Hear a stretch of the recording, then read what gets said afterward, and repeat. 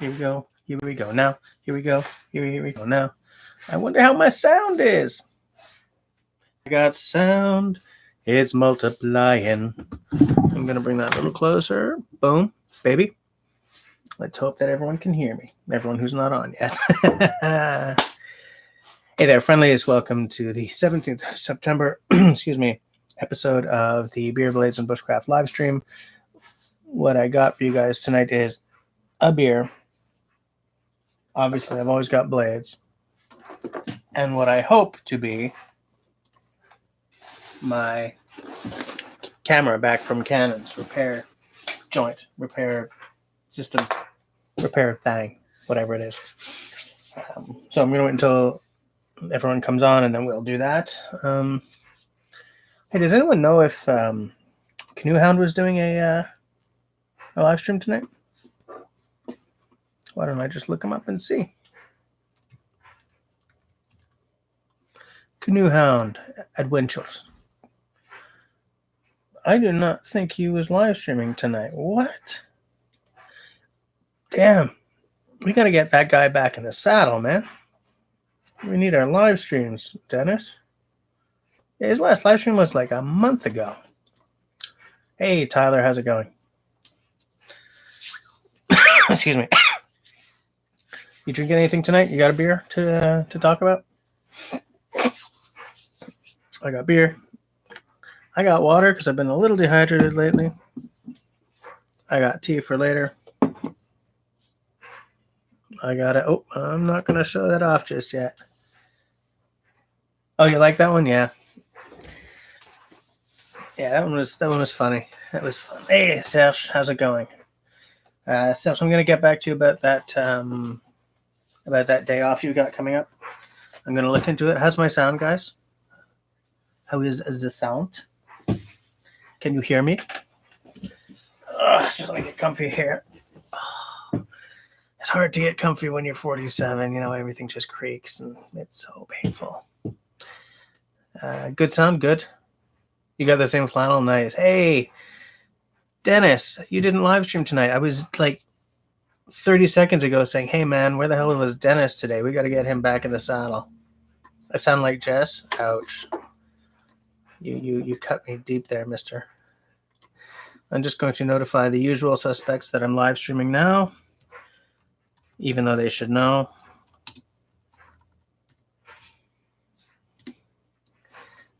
But yeah, so I got me a beer, I got me some tea, I got some water, and I got a box from Canon, and I'm hoping to hell it's my camera back.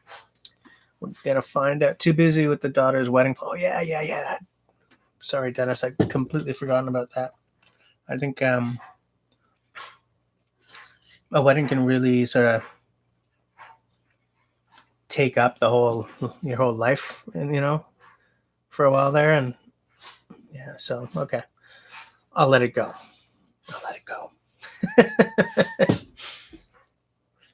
When am I going down to the States? It's funny because in November I'm going to be in, I don't know, not Arizona, the other one, Nevada for a few days. Because my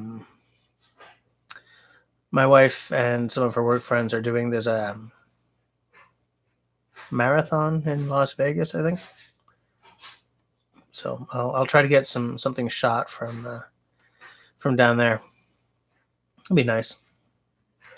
But Tyler, man, I don't think I'll be getting down to year stretch this year. But by next year, I'm hoping to start, taking a side trip down to, whatever, Pennsylvania, Ohio, New York State, doing an overnighter or two, The youngest is getting married. We're flying directly there, Tyler. We're not doing the drive. The youngest is getting married. How old is your youngest, Dennis?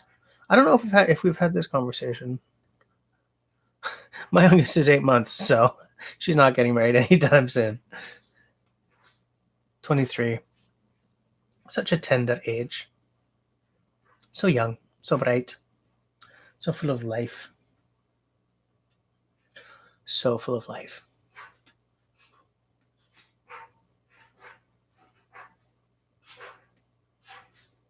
You haven't been to Vegas in a while, Tyler? No. I've never been there. The only places I've been in the States are like California, Washington State, lots of New York State, Vermont, Massachusetts, because Boston is in Massachusetts, But I haven't been. I haven't done a whole lot of those states. So what do you think? Shall we check out this box and see if they fixed my camera, or if they just sent me an empty box back? To get my hopes up. What do you guys think?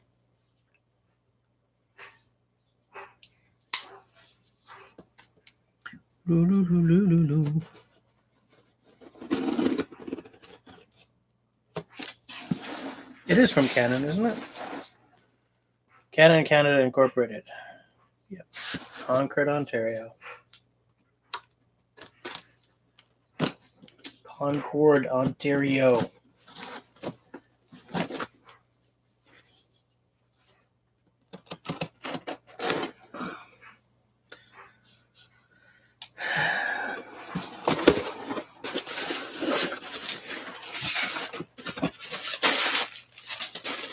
Merci d'avoir choisi Canon.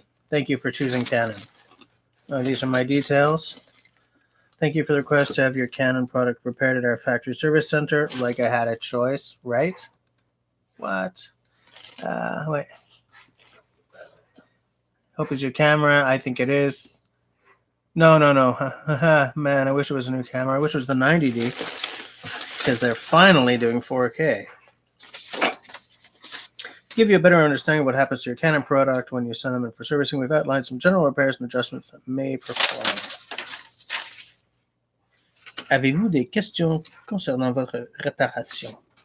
Do you have any questions? Oh, it's the same thing. It's just in English on one side and French on the other. Here's my bill of repairs.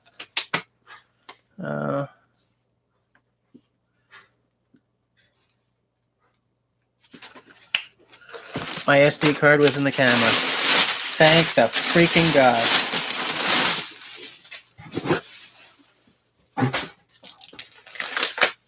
I was like, oh God, I lost my SD card. No, this trip is getting more expensive than I can handle. But no, it was in there. Good. Nice. Welcome back, baby.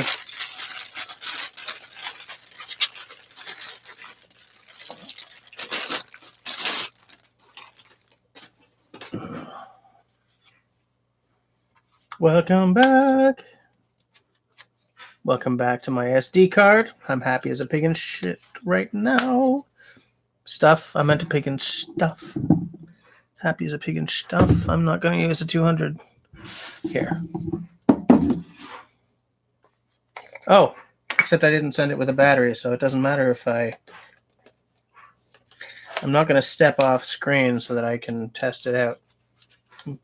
Find the battery and test it out. But yeah. 80D is back.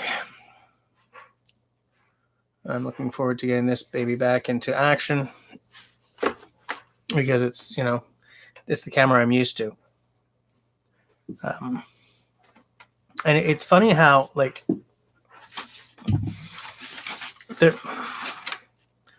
this Rebel and this they're both Canons, right? So there are in just enough design philosophy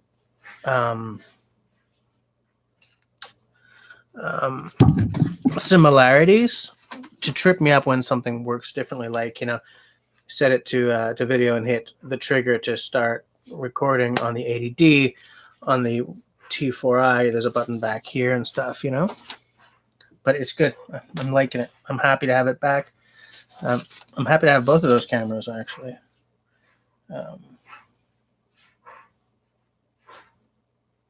So what do they do?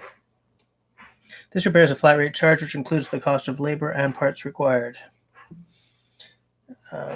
Upon receipt and service, some scuffs on top LCD, some scuffs, dust, and wear throughout. Well, yeah, it's been beating the crap. Okay, service details. Replace top cover assembly, main PCB assembly, and bottom PCB assembly. Overall checked, adjusted, and cleaned. So they replaced That's why it looks so sweet, nice and clean. So they replaced this assembly, this assembly, and this assembly. It's like they changed the entire outer skin of the camera. The fact that that is all included in my repair charge makes me happy.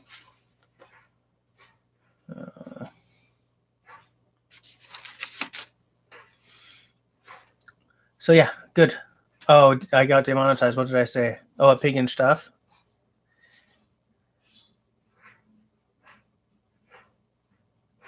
All right, Dennis. I hope to see you when you get back. I mean, I'm on till 11, right? Your next camera base price is $3,600, but you can 4K in the dark.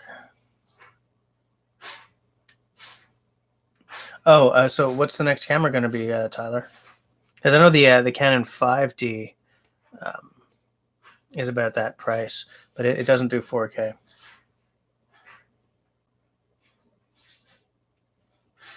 Yeah, so you bought one right before you should have bought. Absolutely. But yeah, I'm glad to have it back. I can't wait to get that baby back in business.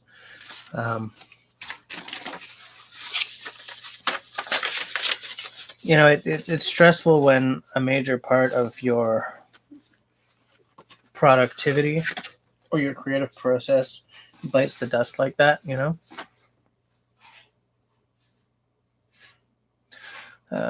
Oh yeah, Tyler, you're switching to a camcorder. Okay. I think you'd mentioned that in your live stream. What is it? Give me some deets. No more Jeep? What? Tyler, what the hell? No more Jeep. What have you done with the Tyler we all know? So what do you guys think? Is it beer time? Beer time. A little tableau. Where is everybody? Where's Outdoor? Where's Simone? Where's LT? Where's Robin?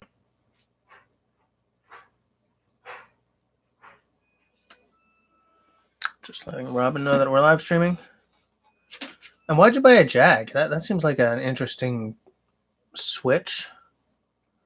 You got monetized and suddenly you're like spending like it's, you know, making it rain.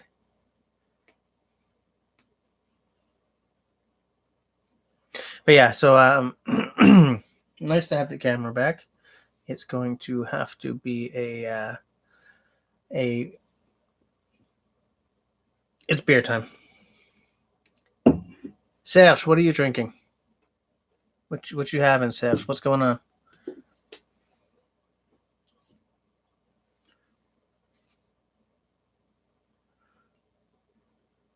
Oh, you got a deal on it? Okay.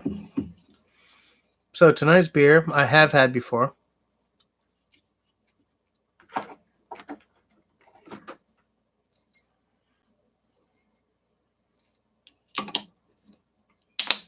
Serge's just having water? What? This is by Ushlag. I've had this before. It's their white stout. Stout Blanc. They call it a strong beer, but it's 5.6%. So I mean, it's only 0.6 above standard. So so I'm okay with it because I don't tend to like drinking strong beers. I don't like it when you hit like 7 or 8% or 9 or 11 if you got some unibrew action going on. So it's a white stout, which it's got sort of it's got kind of a stout taste to it, but it's not as chocolatey or it's not as stouty as a normal dark stout. I don't know how they get a stout that's light, but just gotta, yeah, there we go. Serge, please note the lack of massive head. I like to think it means that I'm growing as an individual. But like, look at that color, guys. Does that look like a stout to you guys or a porter? No way, right? But it smells like a stout. like a stout light, you know? And same with the taste. It's got just a little touch of not an IPA, but like a lagery thing happening, but not too much. But yeah, it's got a nice color to it. It's got a good taste. I'm yeah, Estelle, you should try it. Oshlag White Stout, strong beer. I guess that's supposed to be a totem pole, though I don't know why, because this beer is made here in Quebec. So the appearance is golden and cloudy. The grain bill is barley, oats, and wheat. Hops are Cascade and Centennial. IBU of 30, which isn't bad. Other ingredients are coffee, vanilla, and lactose. Serve at 10 degrees Celsius. So it's not like a milk stout, but you know, Simone's here. How's it going, Simone? Simone, are you drinking the Saint Laurent Flat tonight?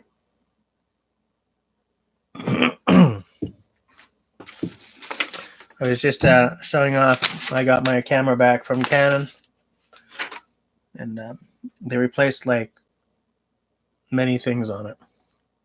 So when I get a battery out of the other room, I'm gonna check it out, see how well it works. Still eating? Okay. Yeah. Nice flavor profile on that.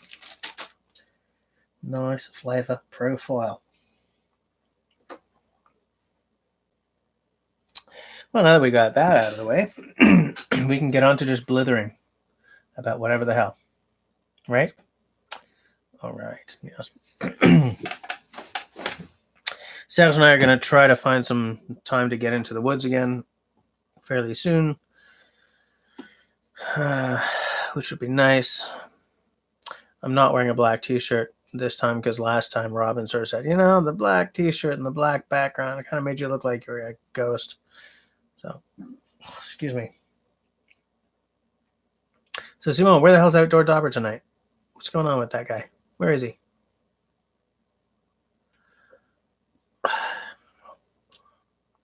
I'm trying to get Tyler to send me a link to the new camera he's planning to buy. But he doesn't remember what it's called. Hey, Tyler. I saw a little new Instagram image from you guys, Tyler and Nick. So obviously I followed. I'm very interested to see what you guys are going to have going there. Who knows, maybe once I'm back up to full income, I'll throw some money at you for something, you know? So that has 2 spots for memory cards and records on post. On both. Yeah, there's a couple that do that. That's a good that's a really good solution, because then if one of your cards gets buggered, you haven't lost everything, you know? Sorry about the music here, by the way. Yeah, man. Oh, so much agony. I'm not sure how many of you were listening to that.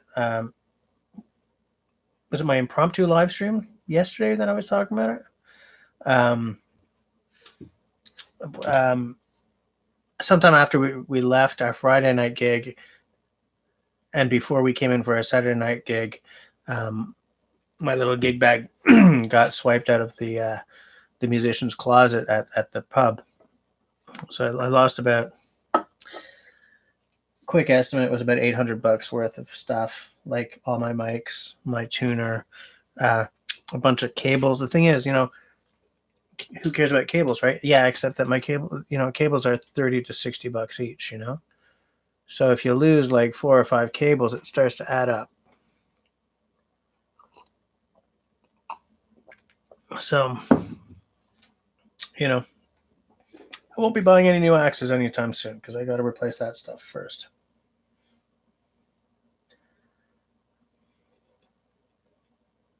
such a drag. And, you know,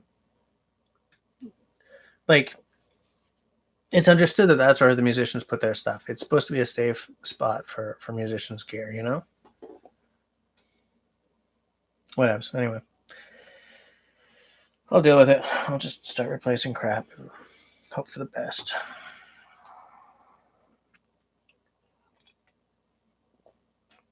Speaking of gear, does anyone have anything cool and interesting to share? Any new knives? Any new axes? Any new bags? I still have not bought a haversack, by the way. Tyler, yeah, go for it. Yes, definitely plug your new Instagram in the chat. Definitely. Wait, hold on. Different browser. Different browser. Terms and conditions. I don't care. Stop. Instagramage.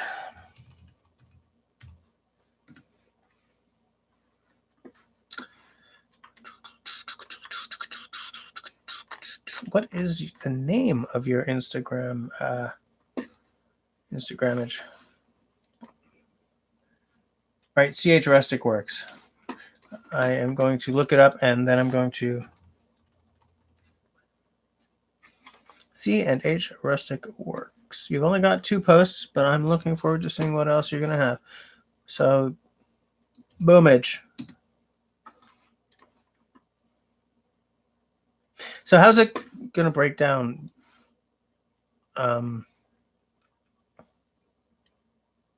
Like, are you doing sort of, what, is Tyler doing more of the steel stuff?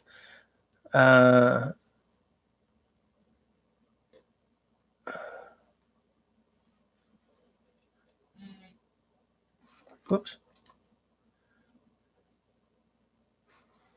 Like, are you each taking sort of a specialization? Like, one person does like steel and wood stuff, and one person does more of the soft goods?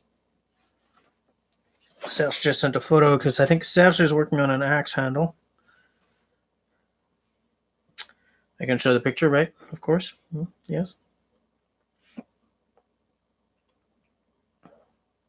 I wish this beer was bigger. Wow, that's a very substantial curve on that handle. Just gonna see if I can get this to focus so I can show it off. Right. Let me bring down the okay, I brought down the brightness on the screen.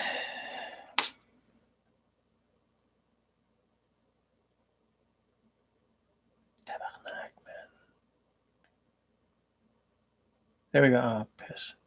Piss on the pound cake. Hold on.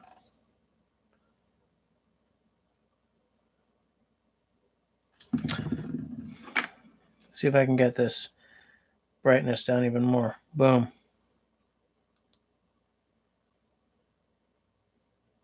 This is so frustrating. This is why I got to get... there we go. Why are you putting so much of a curve in it? I think it looks cool.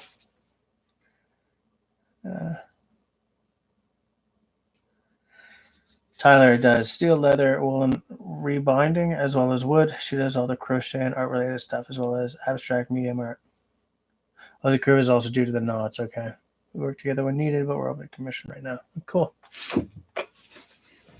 Kill. Need to start throwing some product up there so we can take a look.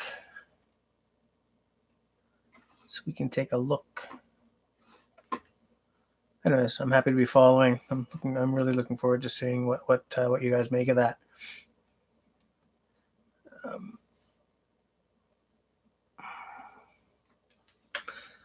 More beer. Yeah, I wish that can was bigger. Oh well. Product pick starts tonight. Boom. Nice.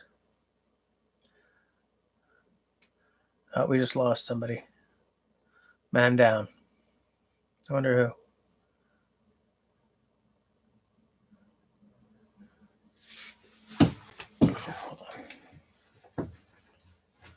who. Sorry, guys. I'm sitting in a pile of crap right now. I've got to get this organized. I mean, like, why do I have this on my desk? You know?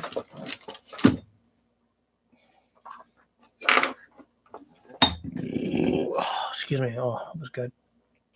That was good. That was a good one. Let's see if I can do that again.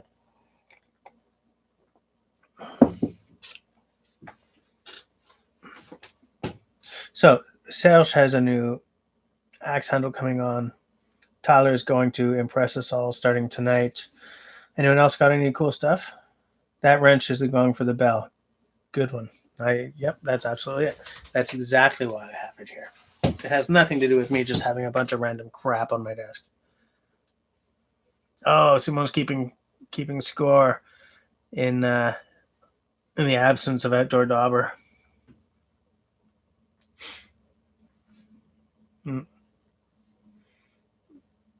Yeah.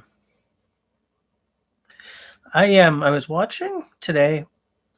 How many of you guys saw the TED talk that Yulia Kaltov gave at a TEDx event talking about axes? Because I was just watching that today. Oh, you're going to Shawinigan tomorrow? Why? Well, for work, I guess. I was watching that live stream because, I mean, you guys know that she's someone who I want to support. I want to buy one of her axes. But it was interesting to watch the her TED talk because you don't always know what these people's opinions are when all you see are like the videos of them at like the Blade show or SHOT Show or whatever, or Facebook posts or their website, whereas when at a TED talk these people are there and speaking their truth, and I really like her truth. She has a similar love of axes to mine, she has a similar appreciation for just how long axes have existed, and she made a career out of that. Even though when she first took the blacksmithing course, that rolled into her being hired at Wetterlings and then becoming the CEO. She didn't know that she was going to fall for axes. She took it on a whim. It's fascinating. I love how that works, how life just sort of puts you where you're supposed to be sometimes. Hey, Washington County News is here. Hey, how's it going? Simo starting a new network project tomorrow. Not complicated, but too long. Is it a large installation?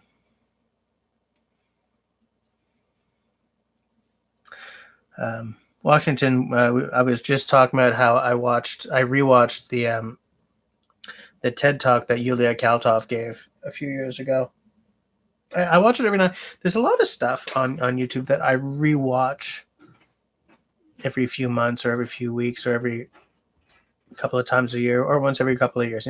That TED talk, it's fairly new, but I've seen it a few times. There's a lot of Ray Mears stuff that I'll watch again, sort of as comfort food. I've said this before, but the nice thing about taking down my live streams after 2 weeks is you guys don't necessarily know that. But, yeah, especially the Ray Mears stuff, I'll rewatch and rewatch and rewatch. Some stuff by Professor Brian Cox, I'll rewatch. And that's sort of on the science side, or like Neil deGrasse Tyson. A lot of the pop scientists I'll rewatch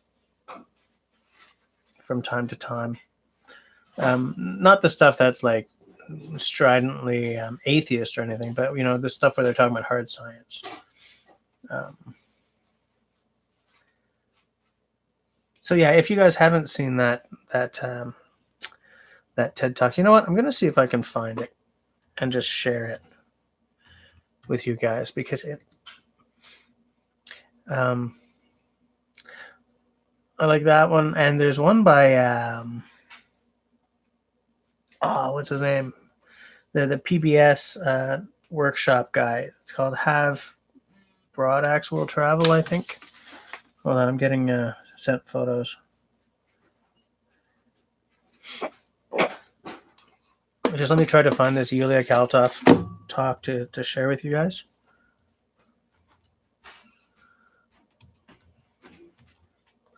Yulia Kaltov TED Talk. Wow.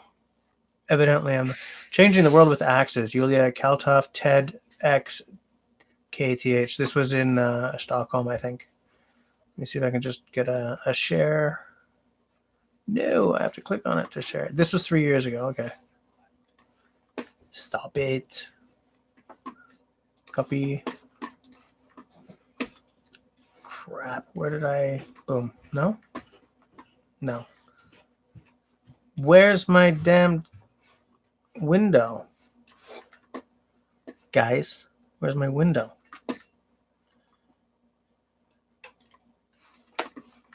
There it is. It's a good TED Talk. I like it.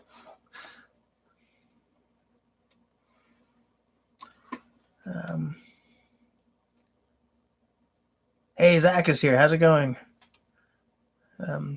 Okay, let's get back to Washington says, just getting ready to go deer hunting. I'm not going this year. I haven't been in 4 years now. It got really complicated, and I haven't been since. And now we've lost our land, and we haven't found another place to go.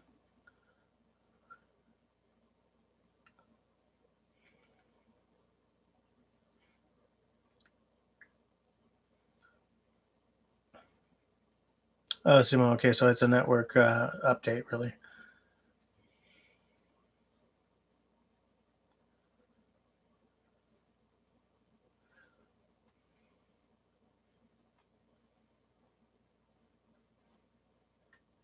I need to reboot to get my Windows. Funny. Sash, I'm happy to poison your mind that way. The axe is not. It's not just an item to me. It's not just. I mean, my love of the axe is not just. This is a pretty axe. This is an axe. It's in my way. In my opinion, this is the most mystical tool there is, just because of the epic history behind it, and the fact that it just makes sense.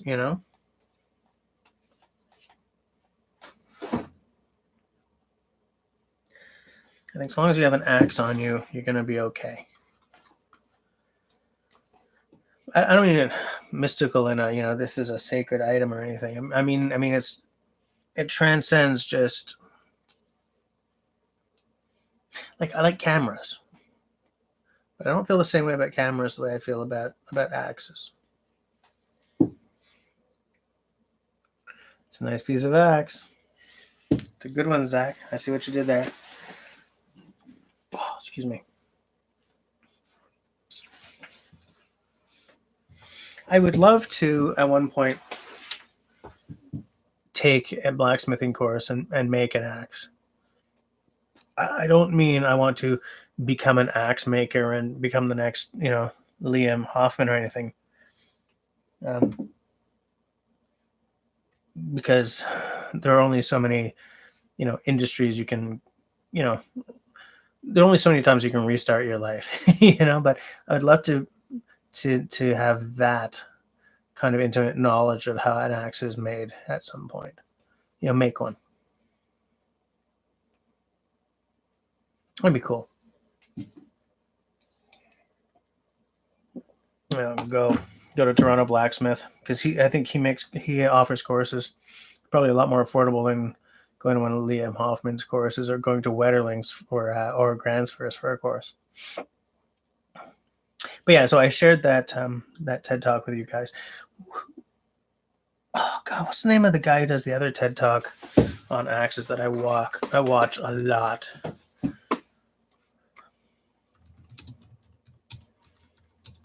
I think it was called Have Axe Will Travel. Yes, Have Broad Axe Will Travel. Roy Underhill. I'm going to share that one with you guys too. That's a good one too. Roy Underhill. Boom. You think you'd enjoy blacksmith, and I said, but that's why you start with the handle. Yeah, good point. Oh yeah, les Forges Montréal. Yeah, I know those guys. Well, I don't know those guys, but I know that they're there. Because they do offer courses, don't they, Simo?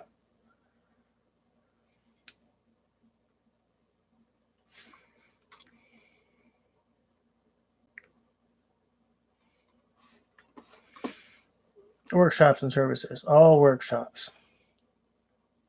Click. Introduction to traditional knife making. There's a blacksmith introductory class. Integral knife forging tongs workshop. I think that if you want to take the traditional knife making course, you probably have to take the introductory class first. But I'll just read more.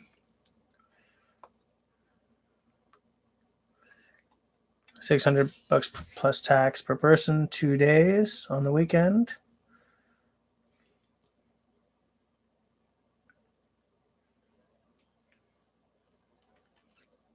I'm going to have to do this.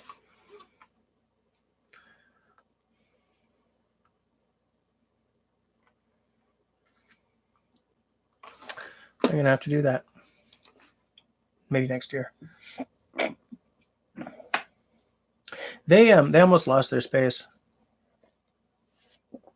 But a large public outcry and a what do you call that when everyone signs? You know, when people sign, we demand that this. What the hell's it called? Petition, which I signed, by the way, helped them stay where they are.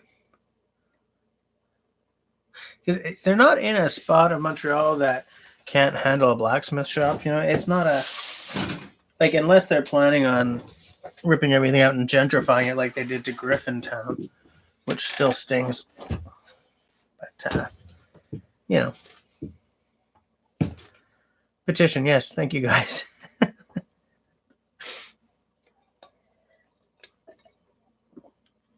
And I know that area too. I mean, I go to Costco down there on Bridge Street. So, $600 for the weekend, though. That's a lot of money. I'd still like to do it.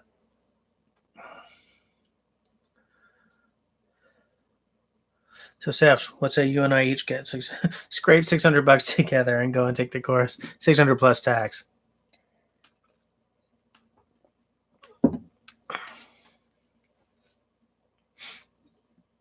So, aside from that, does anyone else have any cool new gear? I was gonna buy one of those fire hand lanterns. Do you guys know the ones? They're very affordable, but man, the shipping is horrible. Fire hand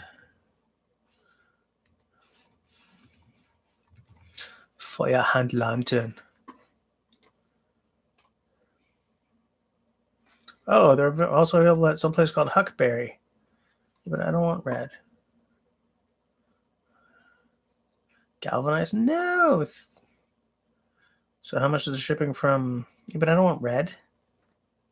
I don't even know what the hell Huckberry is. But I mean, here, I'll show you.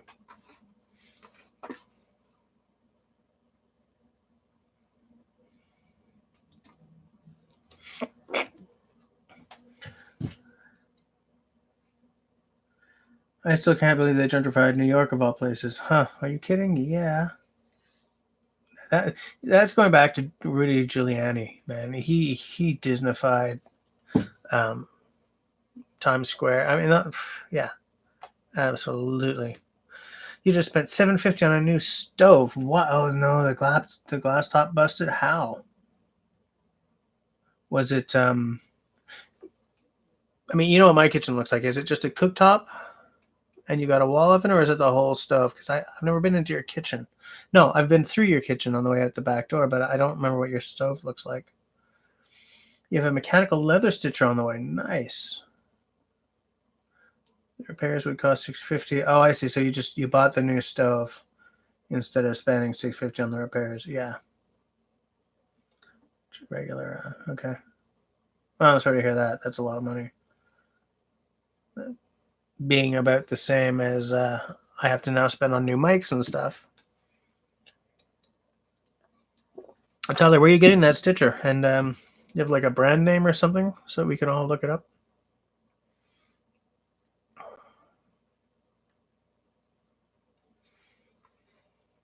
Base model is cheap 125. You'll be modifying. Do you have a... You got a link or a URL or a name? So if we had a 40-liter pot reducing tomatoes. Yeah. Okay. So how the hell did it break?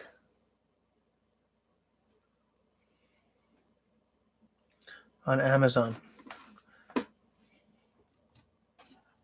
Amazon.ca.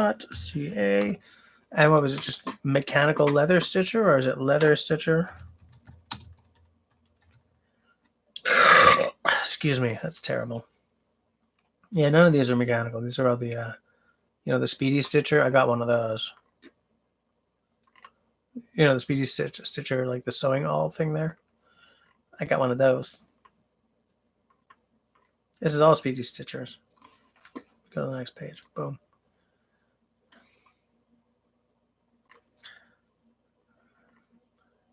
Canvas leather tent sewing awl hand stitcher leathercraft needle kit tool.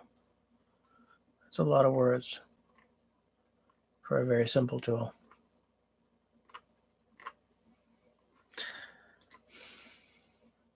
Tyler, I'm not finding this on Amazon. I'm not finding anything mechanical. It's all just awls. It's all just speedy stitchers. That's a dad joke. I shouldn't have said that. That's terrible. Sorry, guys. Wait, where are you? And you'll be modifying. Food was delivered. Nice. Okay, Zach. Seen a few. Come up with a Google. Iron walls. Too heavy, too much heat for too long. It wasn't designed for that. Really? Serge, really? Outdoors here. Nice. How's it going? Tyler, is it the one that no, it's definitely not the one that is it. Yeah, is it the one that Simone just posted? Shoe repair machine manual.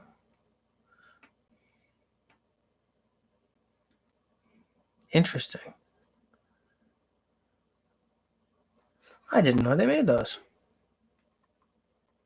Very cool. If that's what it is, then that is very cool. And I will get one. Just kidding. I'm not getting anything for a long time. Simone, so that was the one, okay. But it's funny, Sash. First of all, I'm sorry to hear that.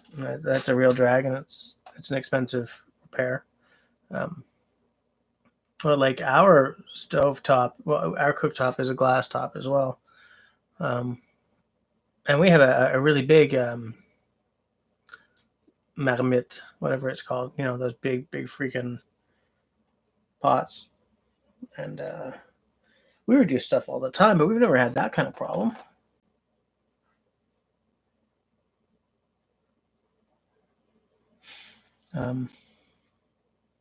It looks bloody cool. Want a machine like that and use it 4 times. No, come on, man. You would start doing leather masks, axe masks and stuff. I would. I want to get started in leather, like, badly.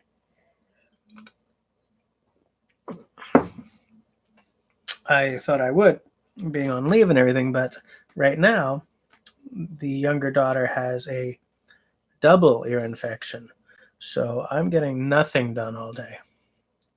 Though today I did finally get her to take her afternoon nap by lying down with her on the bed and snuggling the ever-loving stank out of her. So she slept good and long. But then so did I, so I still didn't get anything done.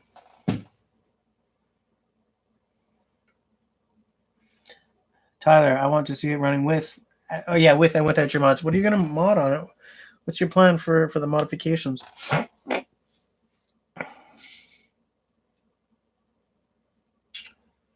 Outdoor door. I wonder what the... Outdoor, if you make me a very small pouch for like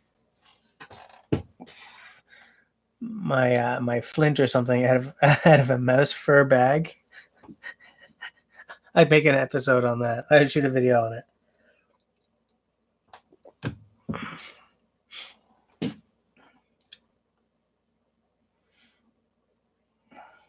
But what do you have in the garage that you can't have the mice mess around with? Do you have like grain and stuff in there? Outdoor dubba. By the way, am I the only one having a beer here, or is anyone else? Is no one else drinking?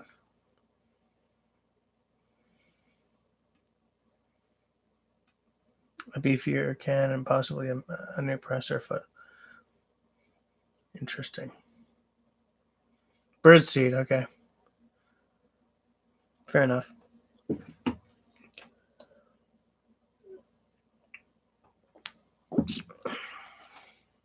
Yeah, it's definitely getting cooler out there. We had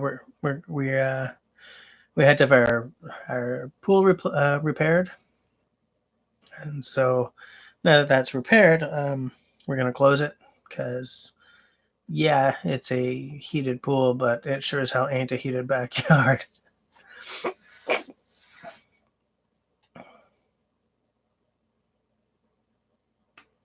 That's a challenge outdoor. Make me a little pouch for my flint out of mouse fur, out of a mouse skin.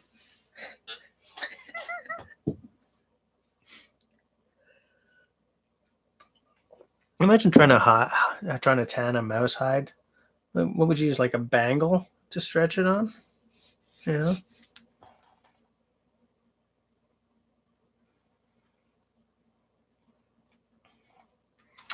What's wrong with the cam on it? Is it not strong enough?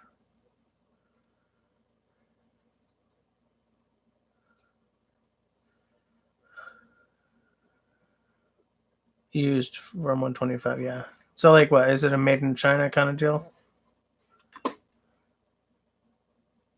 Man, I love the look. Like it's got this sort of almost excuse me. What are we at now? Is that 3?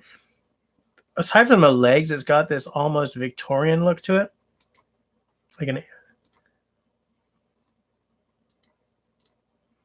I love machines like this where like it's just a bunch of moving parts out in the open. But like this is mechanical, right? Like that big wheel, is that what you do to make it go? Like, am I sort of seeing this right?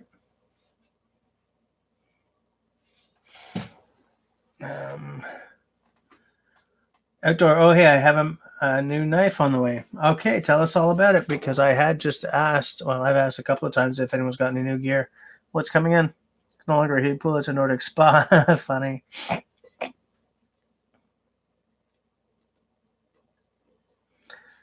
Cam is good, but might not handle a bunch of stacked cam. So yeah. You stretch mouse hides on tongue depressors. Okay. Hand crank, yeah. I think it looks really cool. I'm very much looking forward to seeing what you think of it in action.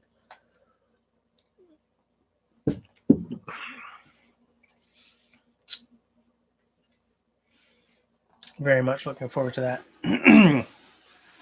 Oh, I used Condor Kephart. Yeah, man. That's cool. I didn't know Condor made a Kephart. I'm about to look it up, though. What is it? Condor Knife and Tool? Right? Is that what it's called? Condor Tool and Knife. Whatever. So I almost had it right. Because they also make like an Ötzi knife, don't they?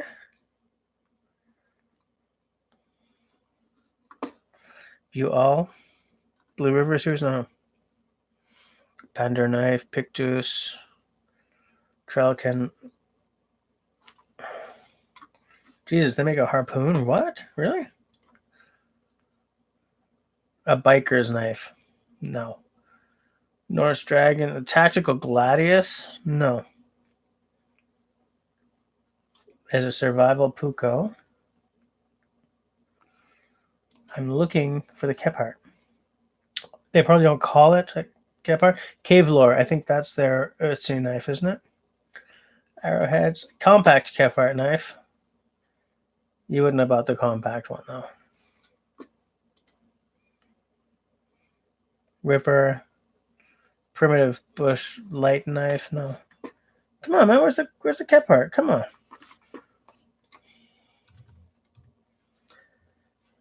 I gotta get me a kept art one day. Ah, there's a kept art. Oh, does it have the... Is it a coated blade? Really? It's got the kept art shape, that's for sure. I don't like the whole coated blade thing, but it definitely looks like a kept art. Even that sheath. Let me see. Okay, use Condor kept art. Tyler, making it a foot operated shouldn't be complicated. Max project will be to replace the old flapper valve at your mother's house. 60 years of rust on cast iron. Good luck. Hey, Hike with Mike is here. I was just talking about you 2 live streams ago. Many people put a belt on the crank and attach a motor. Okay. Oh, you want the compact kept art? It's a very small... But, to me, like, because I'm such a classicist about things like a kept art or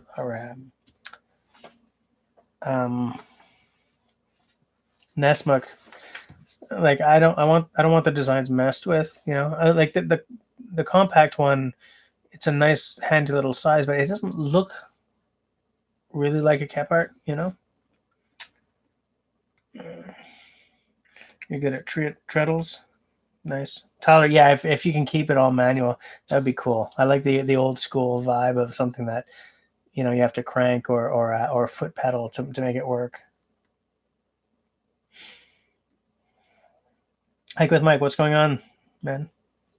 Got any news? Are you drinking a beer? 1075 steel with a fairly soft heat treat, but easy to field sharpen like Horace's was, yeah. You have the Condor Nesmuk and have no issues. Nice.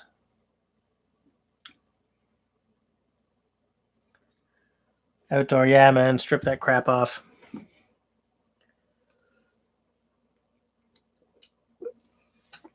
I'm going to be sorry to see that beer go.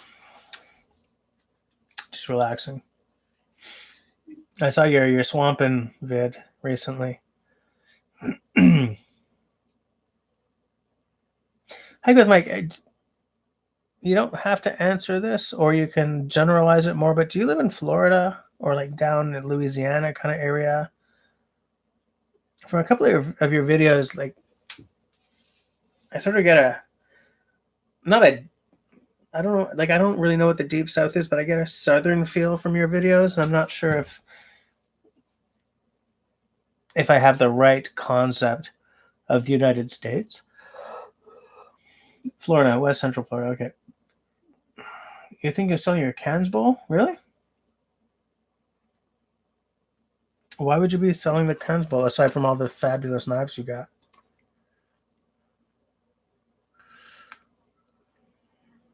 Huh. That Condor Nesmuk is nicely affordable, that's for sure.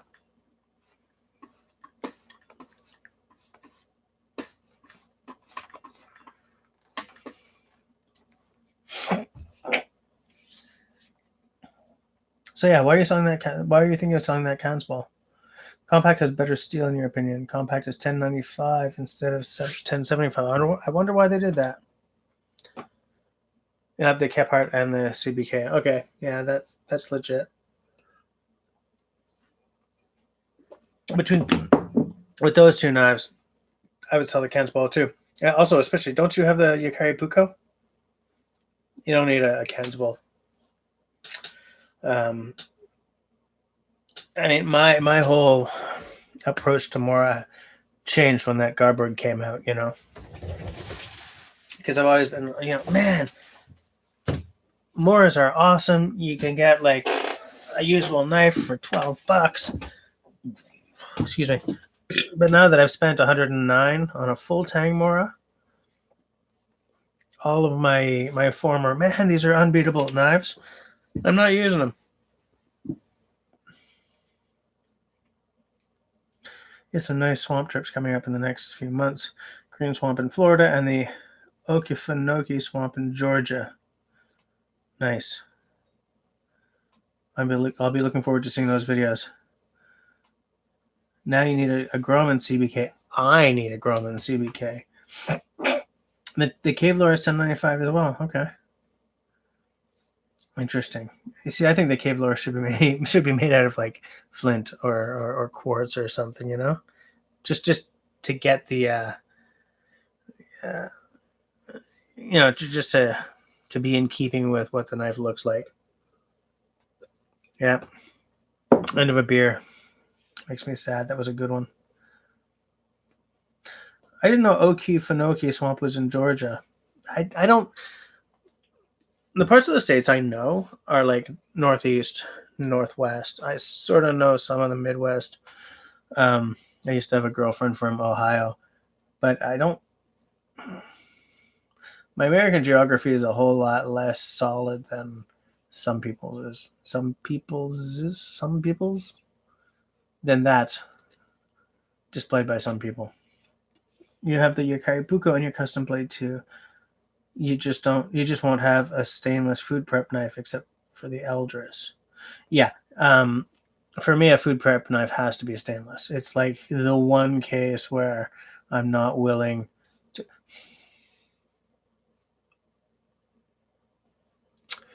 I don't really know if that's true because I'm just remembering my mini Nesmuk is not stainless, and that's my main food prep knife. But like I was clicking into like Garberg and F1 and you know rust resistance and slicing tomatoes and onions and whatever lemons without fearing the the patina and everything. But my main food prep knife is that little mini Nesmuk, and that's a is that in 1095 or something? No, I don't remember what that's in. It's not a, but it's not a stainless. Whatever it is, it's it's a carbon knife. You have more a neck knife. You like it a lot, but the sweat from your body can rust it. Oh, okay, yeah, absolutely. Um, I hadn't thought of that because I would just assume that the sheath would have protected it, but I never use a neck knife. I don't like the idea of something flopping around like that. I know you can just tuck it into your shirt or whatever, but to me, um, I like the security of having the knife on my belt. Excuse me. What I would like to try is scout carry. You know, where it's sort of more horizontal. I'd like to try that and see how well that works for me. Right now, I'm very into dangler sheaths on the belt. Would you use an old hickory knife for kitchen work? Yes, absolutely. Bit of tetanus never hurt anyone. True. Yikes. I've had my shots more recently than I like to admit. Beer's done. It's tea time. What do I always say about tea? Say it with me. Tea's a good drink. I should get that put onto a t-shirt. Yeah, along with your bear spray, yeah. Old Hickory is 1095. Is it then? Okay. I've never held an Old Hickory, and I've never seen one in real life. I know a lot of people have them. Sometimes they're reground into like more bush knife shapes. Some people use them as they were originally made. I find that they're used a lot for food prep. Excuse me. But some people use them for for wood prep. For like fire prep. And it's everywhere. They're everywhere. In the States, I find more than up here. So yeah, maybe it doesn't have to be stainless.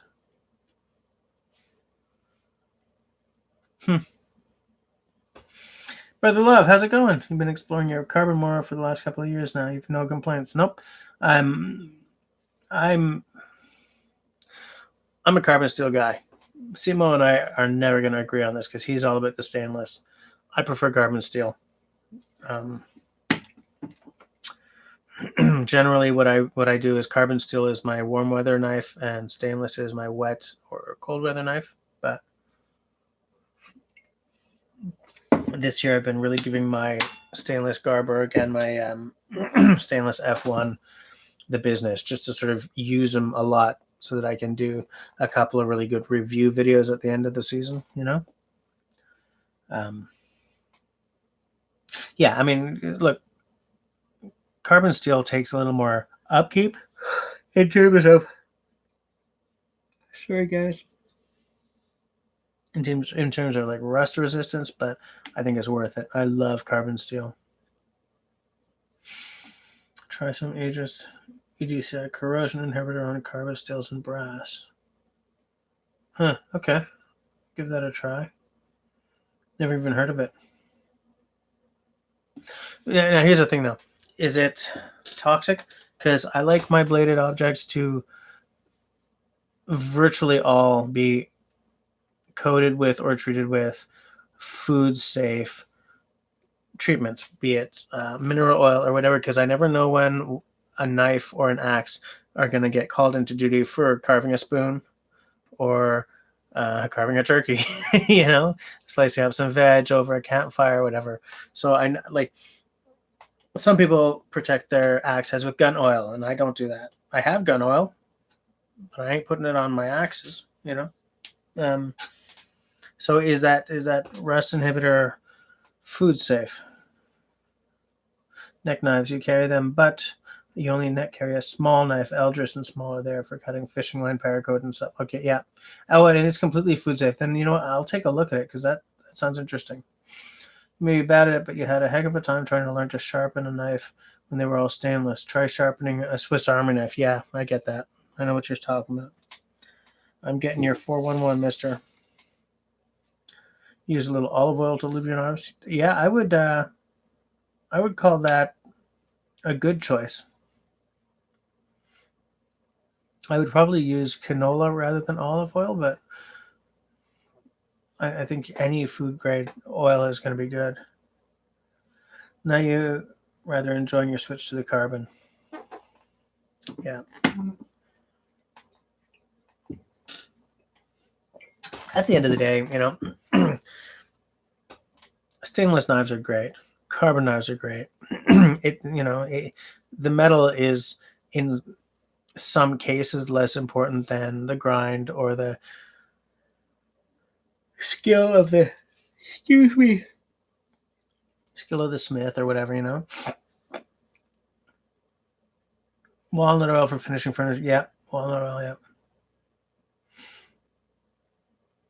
Outdoor, that's an interesting point, and some of you might agree or not, because he said that a neck carry is good for when you're canoeing, and I wouldn't have thought of that. But as soon as he said that, I'm like, yeah, that makes a lot of sense to me. You have always heard that organic oils go rancid. There's Serge, I don't use mineral oil on my spoons. On my spoons, I use tongue oil, not TONGUE oil, TUNG, tongue oil, because it cures, so it creates like a hard coating, you know. Brother Love, yes, the oils can go rancid, absolutely.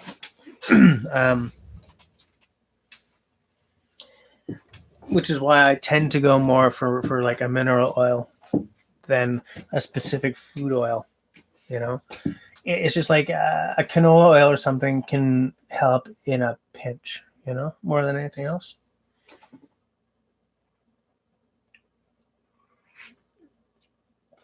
But yeah, Serge, I used to use mineral oil on my spoons.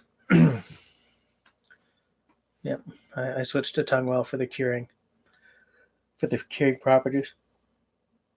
I'll tell you something for free though. Tongue oil is a hell of a lot more expensive than because the thing is, you can buy a big honker of mineral oil at the local pharmacy or whatever the hell, Shoppers Drug Mart if you're in the rest of Canada, or Walgreens, the pharmacy.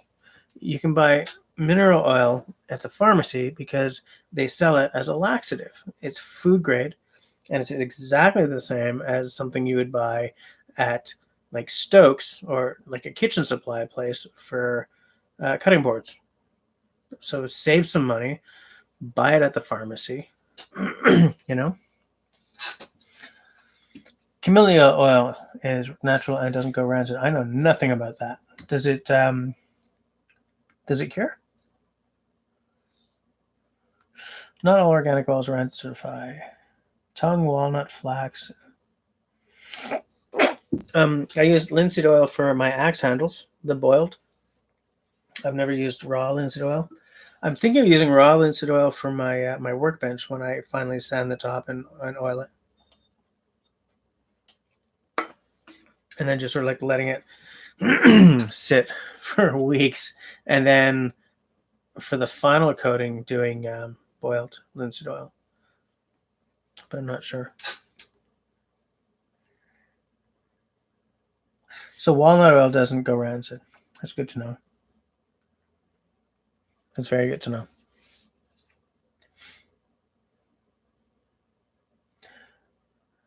If you can get raw, just self-boil it for an hour. How the hell do you self-boil? You mean just boil it in a pot? Like a big old honking pot? Yeah, Brother Love. What Tyler said makes sense to me. Absolutely.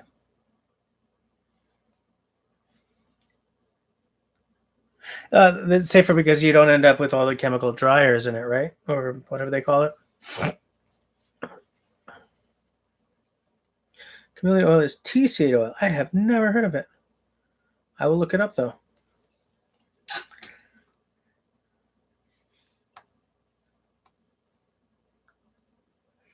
Are you boiling a double boiler? Okay. Interesting. Does walnut oil change the color any? I think all oils change the color a little bit. I mean, my spoons, once I oil them, they're beautiful, man. Before I oil them, wood always looks better with a finish on it of some sort.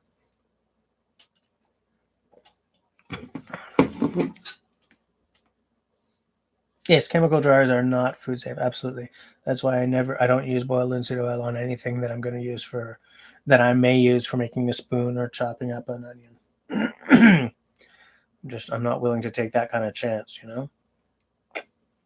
But just taking raw linseed and boiling it in a double boiler for an hour is well, that obviously creates boiled linseed oil, and you're not going to end up with the chemical dryer. So that's a good idea, Mr. Tyler. I don't have a double boiler, but I will endeavor at some point to get a double boiler so I can try that.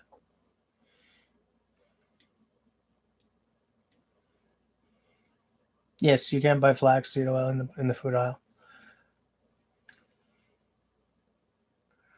Brother Love, first of all, it's going to affect the taste if it's something that you're using for food prep, like a spoon or a bowl. Or why a spoon, cousin? Why not an axe or a sword? Because it's dull, you twit, idiot, twit. It'll hurt more. I wish Robin was online. He would know that that little piece of dialogue perfectly. You can make a double boiler pretty easy. Really? Big pot, small mixing bowl, and the big pot full of water. Oh, so just if you're trying to melt wax, big pot of boiling water, small can in the middle, wax in the can kind of thing, and boil that way. Or like if you're doing chocolate, you boil, you've got a pot of water that you're boiling, and you just put a metal bowl with the chocolate on top of that so that, the heat is more. When did this become a cooking channel?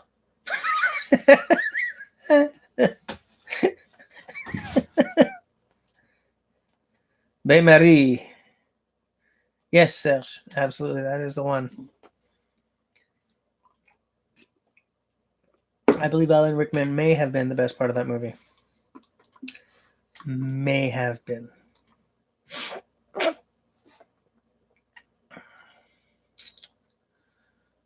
What's this Condor Pictus knife? It looks like I guess it's called Pictus for the Picts, because it's got kind of a faux Celtic. No. Ain't no sunshine when she's gone. Primitive camp knife. Man, some of their designs, I mean, you got to give it to Condor. They're willing to really take a chance in design. They've got a pterosaur that I think is a very cool looking knife. Let's see if I can find it.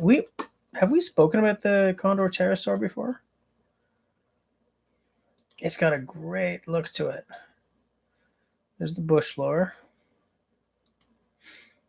which I would have bought at one point. I make a neo-Nesmith knife, a neo-Necker knife,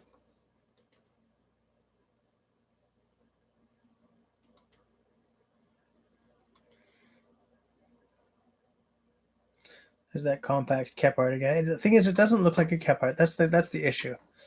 And that cave lore, the fact that it's a metal blade. Yeah, yeah. You know what? It's clearly a metal blade. Okay.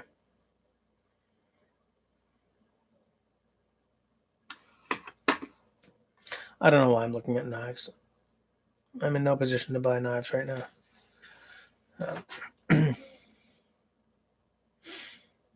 Hold on, what have I missed here? You have also been worried about those food oils being attractant. Oh, you mean like for bugs or something? Or like bears? Indirect heat is your friend for treating oils, low and slow. Yeah, it's the same with melting chocolate. Brother Love, I don't know. I never thought of that. Pictus, the Christian fish. Okay. Did not know that. Avoid using fresh fatty oils if you're worried about attractant. Not sure which is which. Okay. Man, Tyler seems to know everything about this stuff. Maybe I'll drop you a line at some point, Tyler.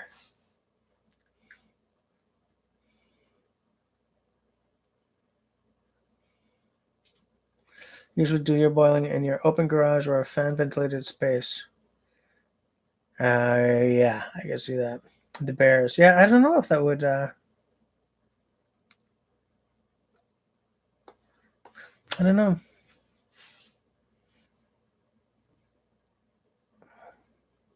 Like I think if you used a fish oil, that would be more of an attractant. You know. Zach says Kephart plus Eldris plus 1095 equals compact Kephart. I could see that. That makes sense to me.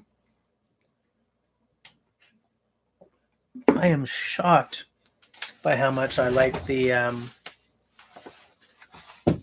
Is it Becker that's making that really, really authentic Kephart? No, it's not Becker. Who is it? They're the ones who make that the marine knife, I think. Is it? It's not Becker. You oil your knives with bacon grease and tell the bears to bring it on. Taking on the bears. K-Bar, yes. Yeah. I'm shocked by how much I like the looks of that knife. Because I am not a K-Bar or Becker head at all. At all. They don't do it for me. But man, they did that Kephart and the whole story behind it is cool too. How like is it the owner of the company got one of the original Kepharts? It's like we're making this. I love that. That's really cool. Like part of me wants that Becker to be my Kephart, you know. The thing is, it's like 200 Canadian dollars, you know, and a Kephart's a really basic knife, really basic. And what I don't like about their Kephart is the bolts through the scales. I don't like the attaches. That looks a little too tactical for me, you know. Let me just look it up here. I'm at Amazon. I'm going to see if they have one here. Yes.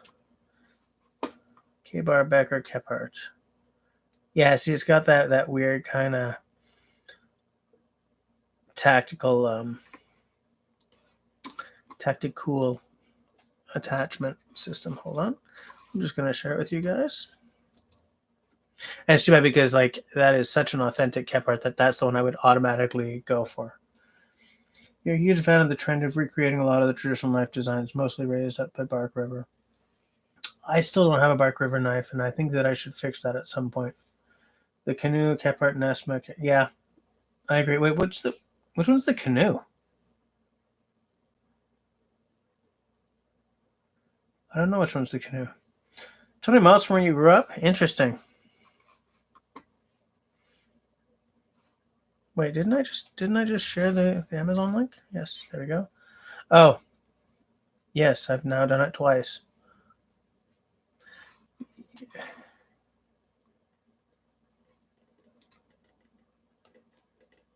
Yeah, but if I'm spending $200 on a non-custom knife, do I really want to be swapping stuff on it so soon? You know, you bought the Lon Humphrey Kephart and did not like it. The boot style scales were uncomfortable, and the blade was way heavy. I don't know the Lon Humphrey.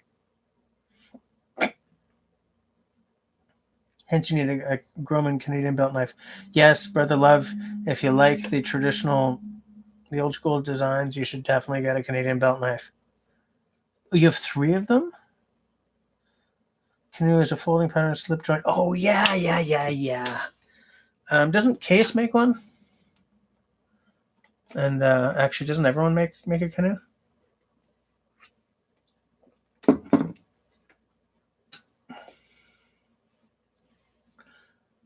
You have 3 of them. Yeah, I still don't have my my Canadian belt knife. My Groman Canadian belt knife. I got the Cold Steel just to see if I like this shape, and I can't wait to get a CBK like the Groman or the Basecamp X one.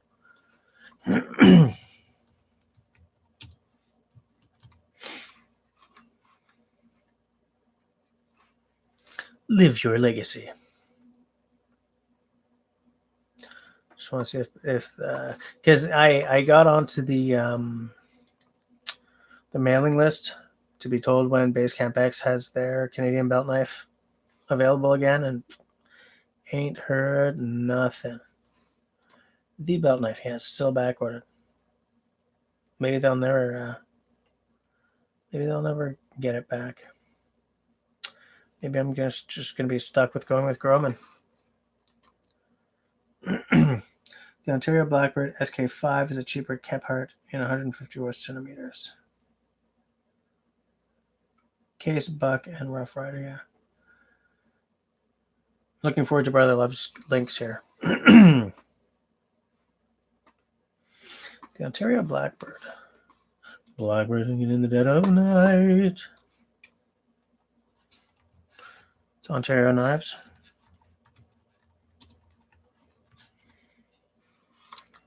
Ontario Knife Company.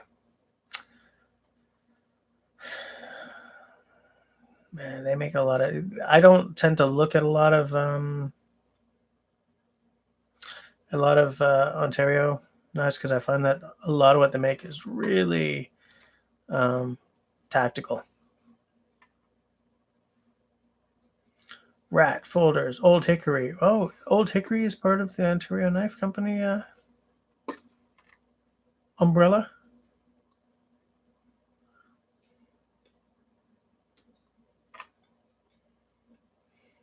Interesting. Oh, I didn't mean to add that to my cart. I just wanted to look at it, dude. I would not spend $225 on this though. I mean, it's like you took a Kephart and you kind of mess with the shape. Like it's got sort of all the Kephart parts, but made kind of more modern. Paul Scheider, eh?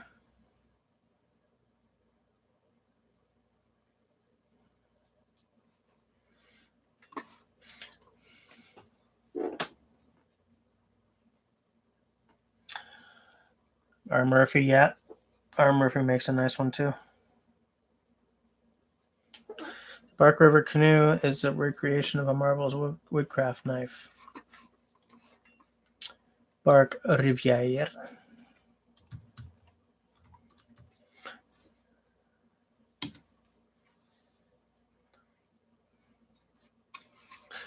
Bark River is one of those knife companies that you're pretty safe in calling seminal, right? They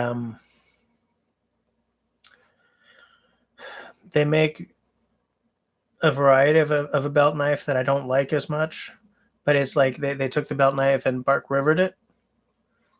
What do they call it? The Canadian? Hold on. Just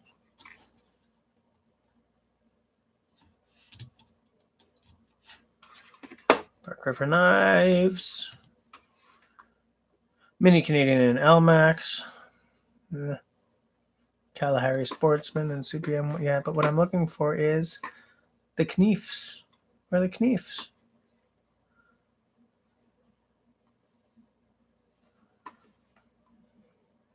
I don't need the custom shop. I want to see the Kniefs. Gallery? Yes. This website is not good. Menu. What? No. Reviews, videos, BRKCA. I don't know what that means. Pre-order guide, events, warranty, gallery. It's not working. Dealers, articles. What the hell's it? Find your for your enjoyment. No. I want to know.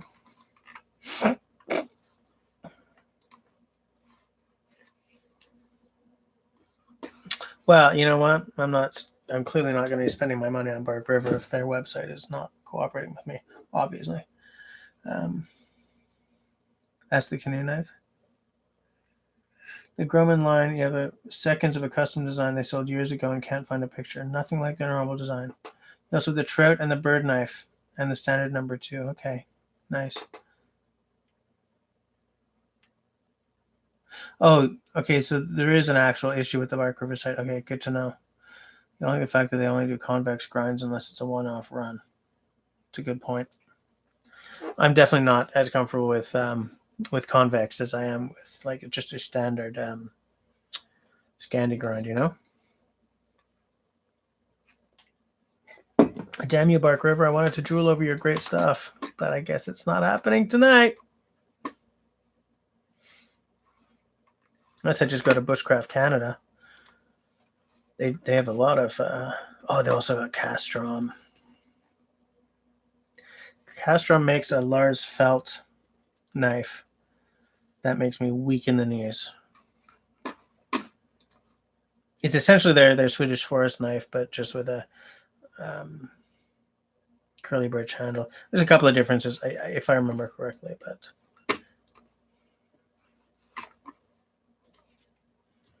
just so that you guys know that of which I'm speaking.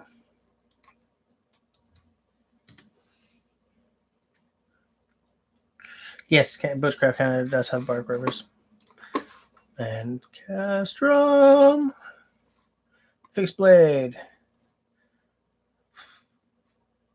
Feldknieven knives. I want that F1X. You know their new X series? Feldknieven's new X series? Sorry. I want in on that action like you wouldn't believe. Bark River. Sale. Oh, they got a sale on certain Bark Rivers. Gunny Hunter A2 Buckeye Burl, $259.95. Oof. Bark River, Fox River A2 Desert Ironwood Burl. I do love Desert Ironwood. $284.99 Canadian. There's a Bark River JX6 CPM 154 Desert Ironwood with a white liner for $245. I think their JX6s, they're sort of Nesmic. Not quite. Mini Rogue, Tusk, Macy SOG. I don't care about the Bark River sale, although that gunny. Bark River Adventurer, Aurora. The Aurora is a nice looking knife. They've got it in G10 or Bucut. The Bucut. It's a good looking knife. Saber grind? No, it's not saber grind. I don't know what that grind is called.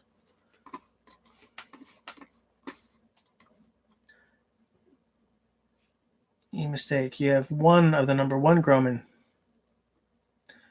Oh yeah, their anniversary knife. Yeah, the number 1 Groman is the one I would want. Simo has the number 4, I think, which I also think is really cool. But the classicist in me wants the number 1. The knife I really want is the survival lily knife. No, it's not. No, just kidding. Okay, I was like, no. You'd buy the Lars Felt folder if it wasn't only available with curly birch handles. I like curly birch though. I don't remember how much the Lars Felt folder costs, but the folder I want is that Hella, is it the Ducka? Which, by the way, has curly birch handles.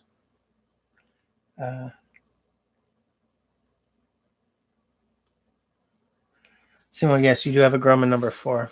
Yeah.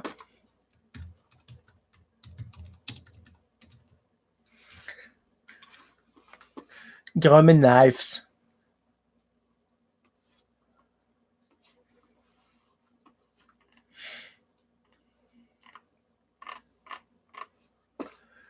Products.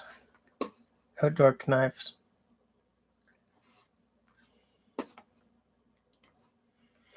Outdoor knives.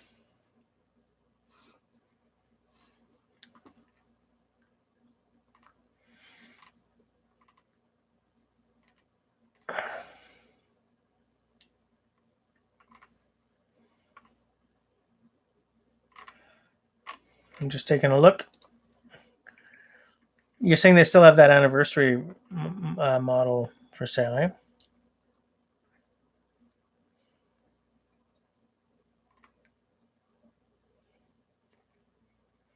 Wow, they sell a whale flensing knife in carbon steel.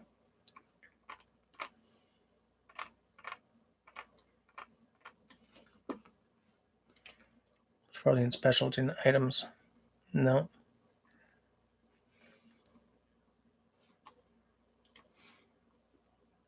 Let's check their clearance.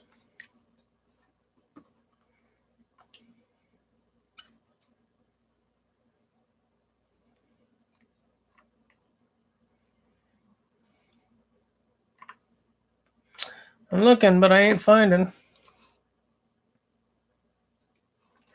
No, they have the older custom design you have. Okay. Hold on. Let me go back.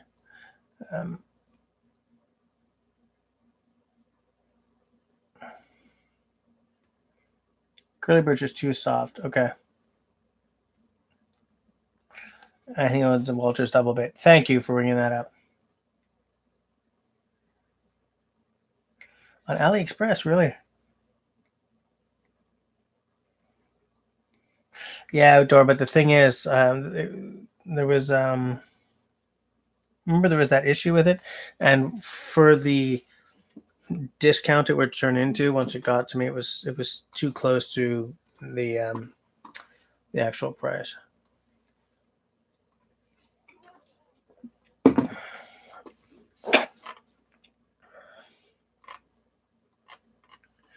Yeah, it's funny because I've seen a couple of videos of guys who've had Grumman number 1s for like 40 years, and they've been using it, and I love having a knife.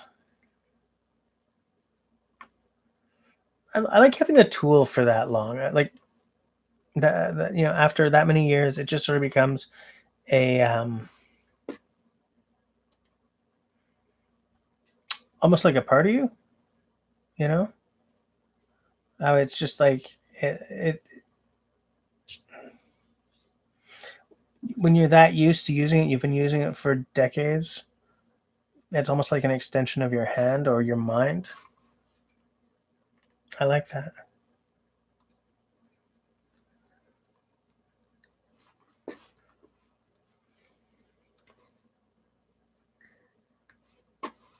I like that,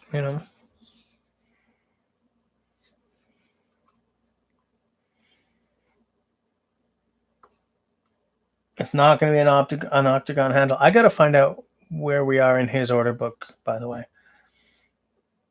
I'm using the Victorinox fixed blades at Smoky Mountain Knife Works. Where the hell is Smoky Mountain Knife Works? And I didn't know Victorinox made fixed blades aside from like kitchen knives. The left to right plane the blade, yeah. What's the metric equivalent of left and right? Left and right. It's imperial where they get the terms wrong. Wait, isn't left and right more of a political statement than a stop? Stop, Jesse, stop.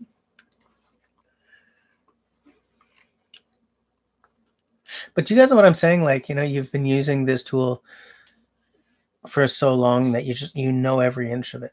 You don't even have to think about it. You just pick it up and you know how it's going to feel. You don't have to think about anything. It's like using your hands. You know exactly what they're going to do.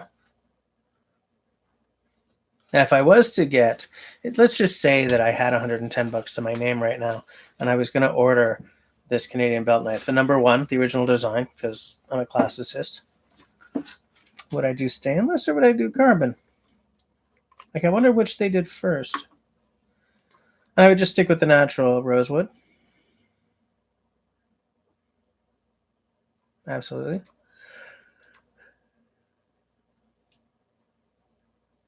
Oh, under blade grind, it says regular S or regular C. So I guess that's regular Scandi or regular convex. Then there's flat grind and custom flat grind. I would go for regular S.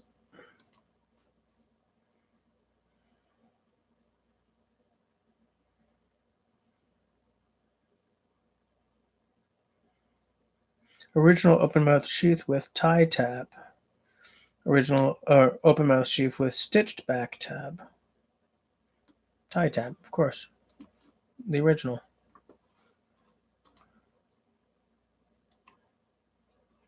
Boom. That's the way you do it. You played the guitar on the MTV. Yeah, it has to be this the tie tab. Absolutely.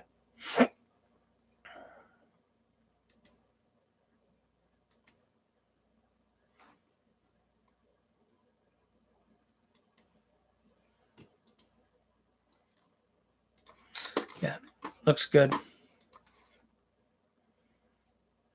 Oh, S for stainless, C for carbon. I should have thought of that. Where am I? Demonetized for politics, yeah. I haven't, but I'm not interested in Victorinox fixed blades. I'd rather use your Groman and Mora than a Victorinox fixed. Same for their multiplayer. Smoky Mountain Knife Works is a huge knife store in Tennessee. Good to know. Oh, Smoky Mountain. Smokies. You do have a stainless steel version. You've had the number one for a decade in stainless and never looked after it at all. Even retrieved it after the house fire. The sheath curled a bit. I love stories like that. I love it.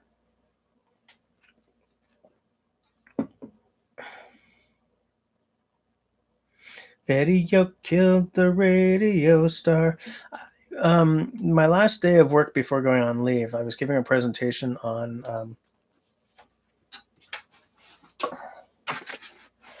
this book and the theories in it and how human error is almost never actually human error. That if you know when something goes wrong, airplane crashes, bridge collapses, a bus rolls off a cliff, and as soon as they come to a finding of human error, it's like very often, or at least traditionally, they stop the research there. But if you keep going and you dig deep enough, you'll see that human error is almost always a design flaw, either of the object or of the system in which the user works. And have I told you guys about this? I'm not sure. But the example I gave was 3 Mile Island, because I'm old enough to have been there when 3 Mile not there, but I was around when 3 Mile Island happened. I was too young to know exactly what was going on. But I remember the look on my mother's face when that flashed across the screen of the TV screen. And I found it interesting, so I put it into my presentation that the week that 3 Mile Island happened, the number song on Billboard was Tragedy by the Bee Gees, which is not their best song, by the way. I just thought that was a nice little piece of synchronicity there.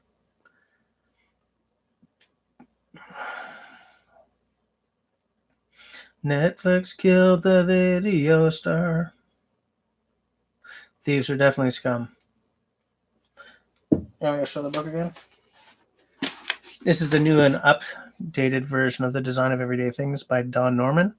When I first read it back in university for school, it was smaller, didn't have a whole lot of digital examples in it, like, computer era examples. And the guy's name was Donald Norman.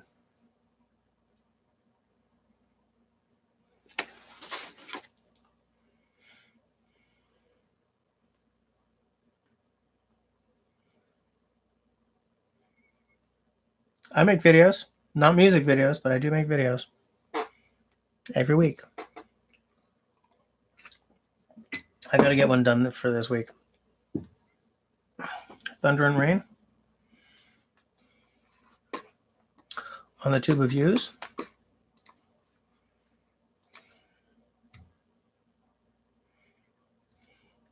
Thunder and Rain.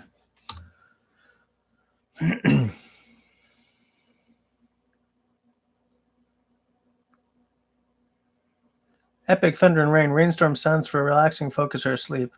White noise, 10 hours. That's probably not them.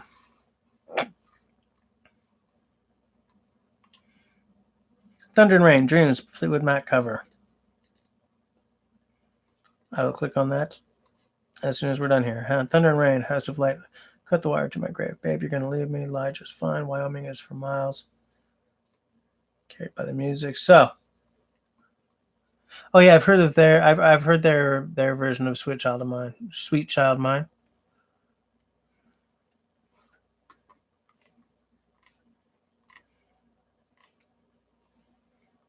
Yeah, I've heard that. I done heard that.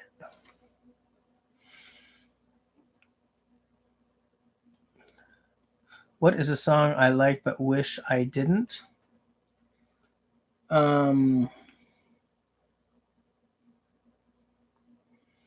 What is a song I like but wish I didn't? Don't Go Chasing Waterfalls. Now, is that by TLC or Salt and Pepper? I always got those groups mixed up. Don't go chasing water. I love it, and I really wish I didn't.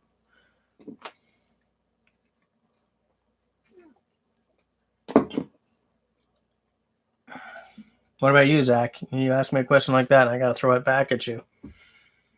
For all of y'all, what's a song you really, really like and you kind of wish you didn't? So it's like a guilty pleasure. Combine Harvester, The Word Cells Is Mine. I'll look that up afterwards. There's a lot of K-pop that I really like and wish I didn't, because my daughter and I listen to K-pop all the time. When you've got a young daughter, you listen to a lot of really weird stuff. Nope. I like pretty much nothing by Katy Perry or Miley Cyrus.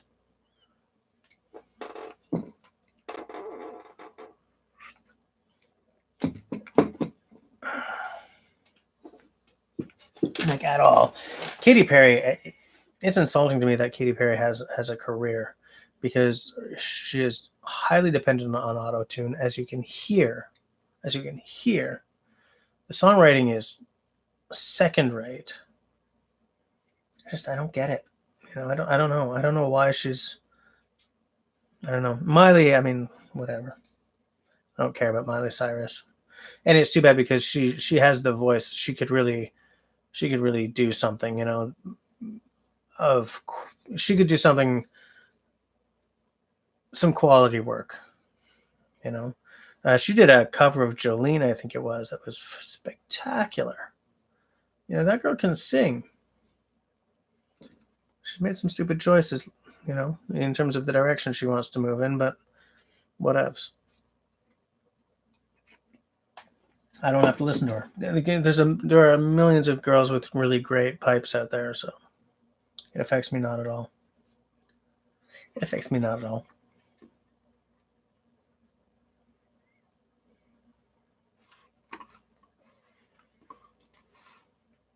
Keep looking at that Grumman number 1.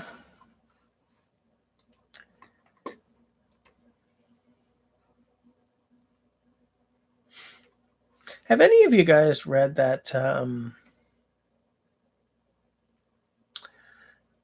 that Lost Art Press PDF on Roman workbenches? I mean, I know that workbenches are not exactly bushcraft, but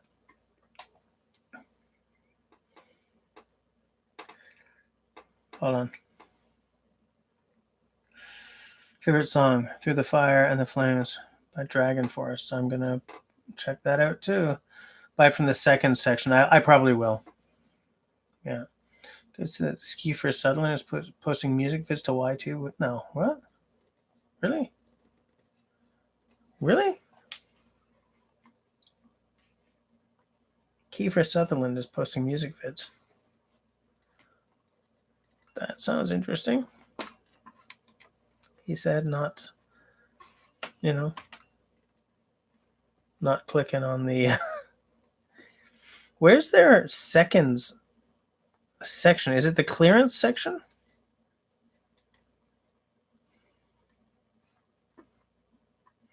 Final sale seconds are 50% off the regular knife.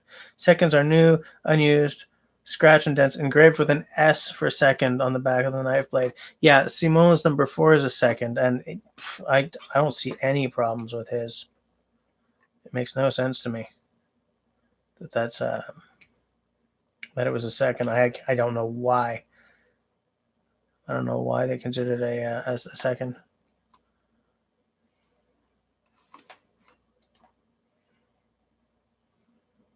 And the thing is, when you buy from their seconds, it's affordable, man. This stuff is like half off.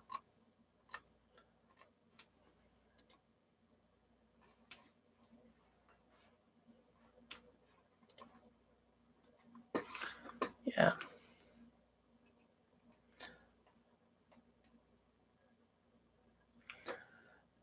"99% Invisible" is good. I like that podcast. What's cool about 99% Invisible is that it's about design and architecture, but it's about the aspects of design and architecture that you don't notice, really. It's very interesting. I love it. Yeah, but who cares if they're warranted? It's a knife. What are you going to warranty on a knife, you know? Now, here's what I'm going to do. I'll buy my number 1, and I'll baton with it, and wait for the hate mail to come in.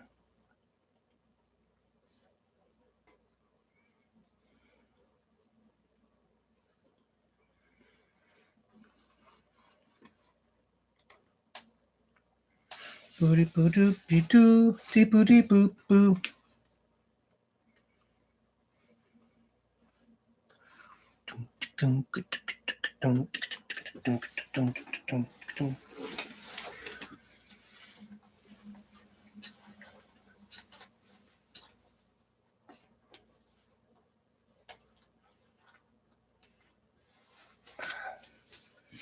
Let me just empty my pockets out here.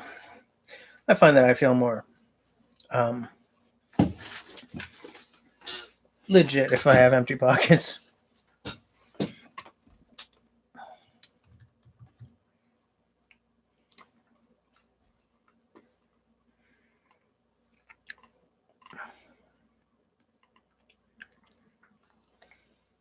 Give me 1 second here, guys.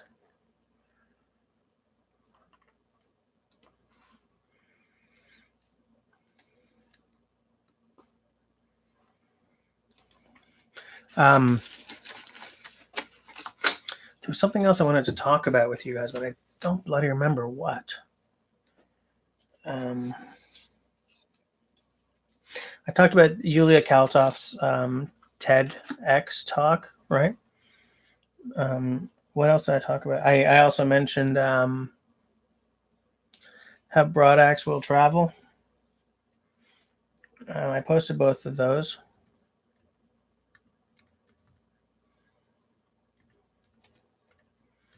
Hold on 1 second here.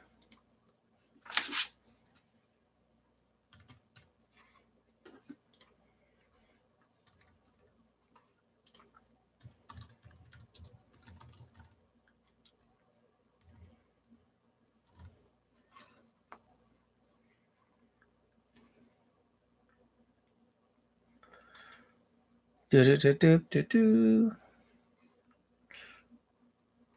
Do do do do do.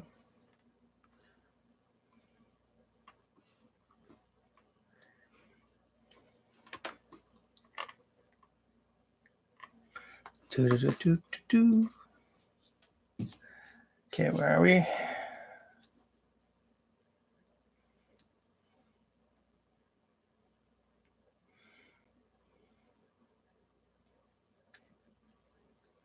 Hey, Dennis is back. How's it going? You can't baton with a cold steel Canadian belt knife. That's right. I did learn my lesson, didn't I? Because he sure done told me. He sure done told me.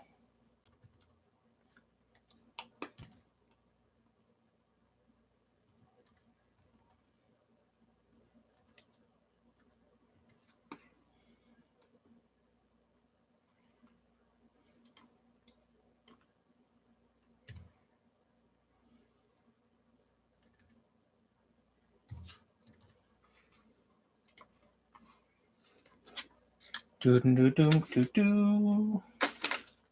It's funny that entire conversation disappeared. For those of you who don't know, when I did my my cold steel, was it the first impressions video or the actual review? I don't remember, but I batoned with it because I don't baton a lot with knives, but when I'm reviewing a knife that is not a folder, I will always baton with it.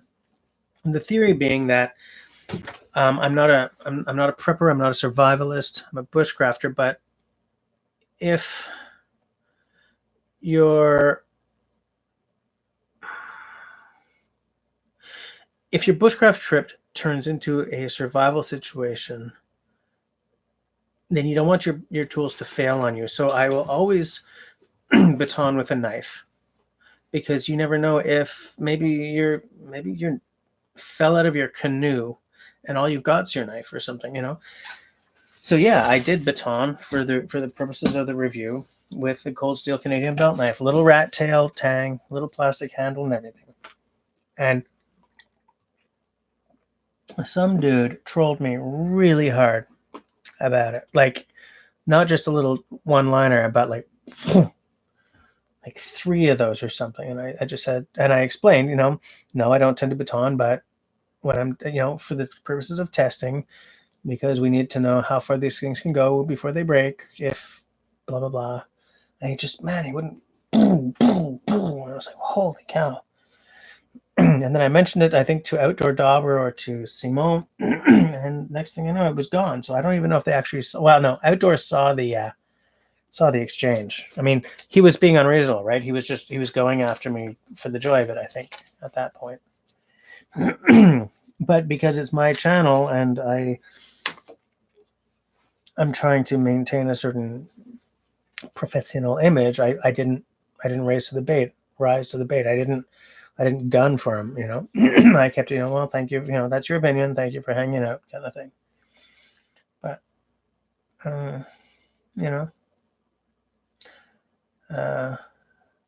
okay, see you later, brother lover.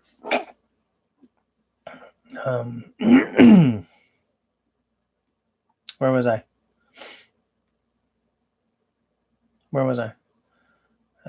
Never understand the hoopla over it. Yeah, exactly.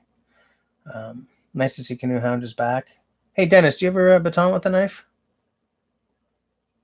Because I don't. I do on occasion, like when it's getting, it's past sort of like when you're down to the pencil sized wood.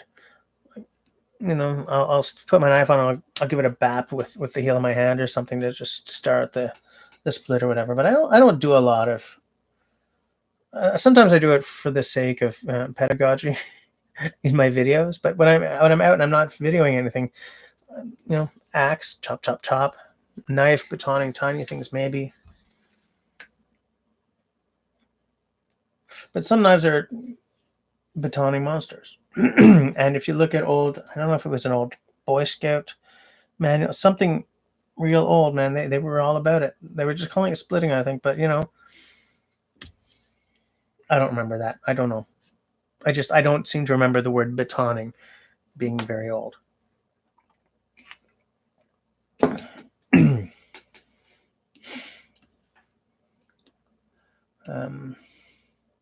Hey, how has Paul became a bit? He seems okay. Yeah, he hasn't put out a video in a long time. I'll tell him that you were asking about him though. You don't baton unless the knife is designed to baton, like a Tops or a Becker knife. Yeah, I don't.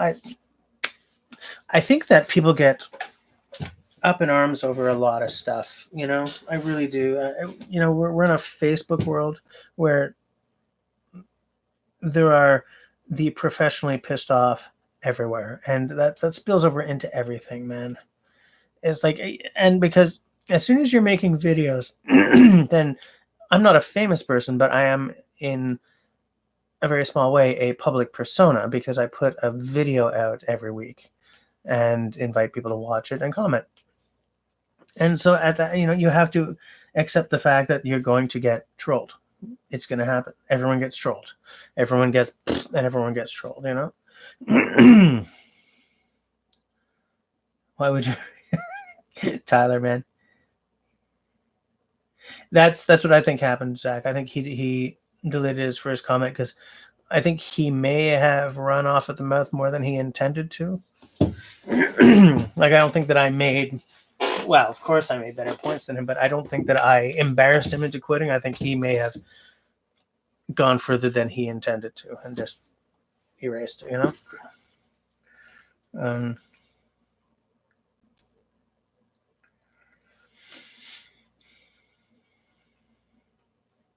Nick Hyatt. Hi, Nick. Yeah, he needed to go. So, Dennis, you do baton quite often. Okay, and so what is your knife de choix? I don't remember. I've seen your knife in videos before, I think, but I don't remember what you use. Is it like a full tang big honker or what?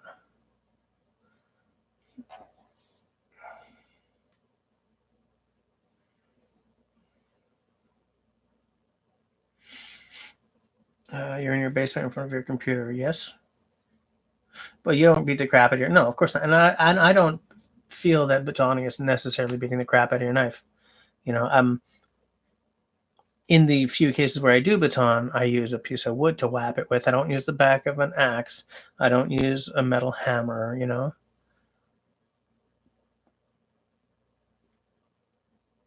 Your bush beast from. Okay. Oh, you got a Beastly Ironworks, right? That guy makes some cool stuff.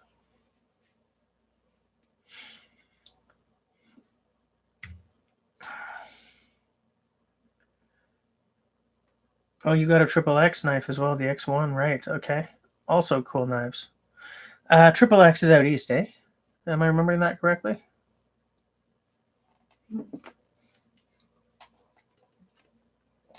I don't have a lot of like customs, and I don't have a lot of Canadian knives. my Woodlore clone is Australian made, and I don't think he's making knives anymore because he seems to have disappeared, which means that I'm very likely the only one in Canada with one of his knives. Yeah, Nova Scotia, yeah. And that's my only custom knife, really. So I don't think I have any Canadian knives, Canadian made knives.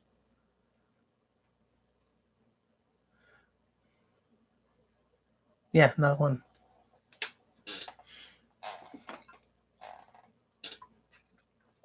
Yes, it is easy to fall down a knife rabbit hole and just start buying knives, which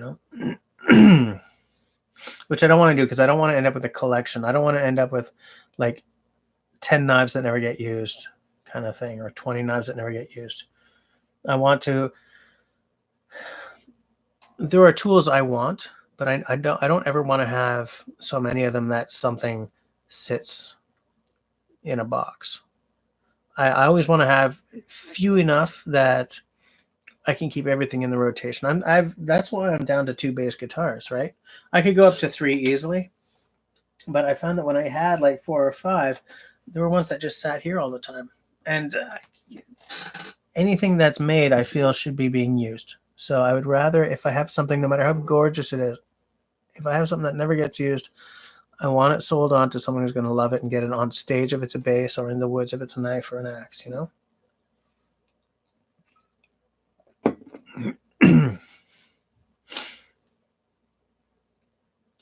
We should do a knife pass around where we send knives to each other for review. I agree completely. The border was the problem last time we tried to get something like this started.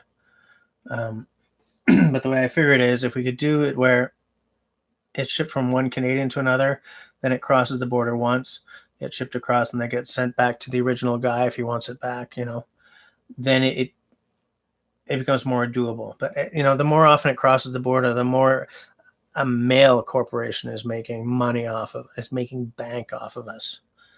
So, if it crosses the border once or twice, fine, at the beginning and end kind of thing, or like halfway through and at the end. But aside from that,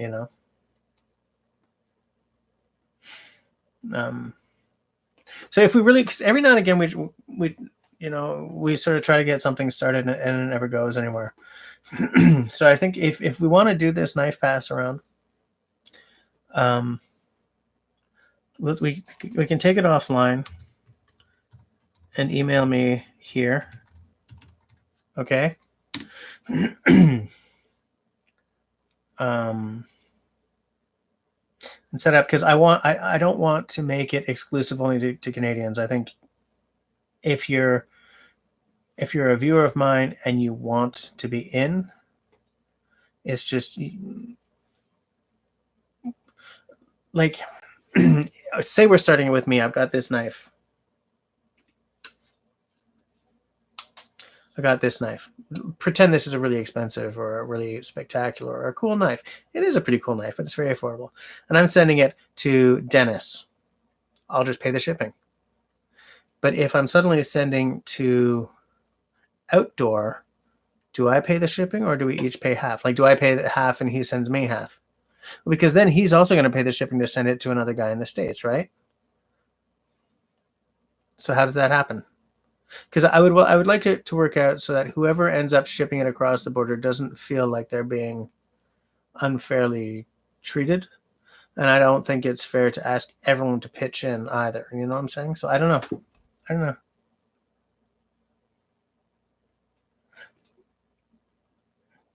But especially if any of us who have YouTube channels, right? Like Canoe Hound there, Dennis does, and I do.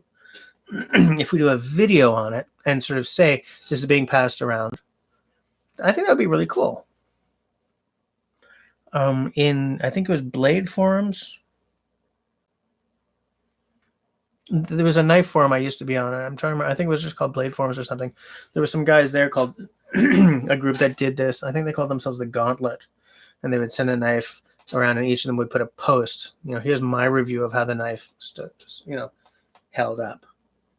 And so by the end of it, this knife would have been used by like 6 guys or something.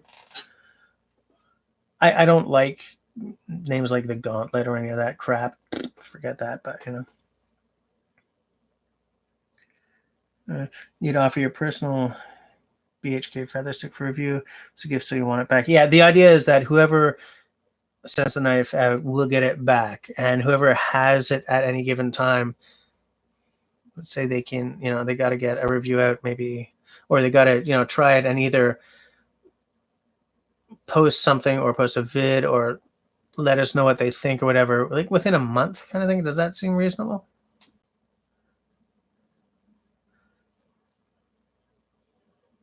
Brother Love, for that reason, I wouldn't be into doing folders because there's an iffy thing happening in Canada right now over folders.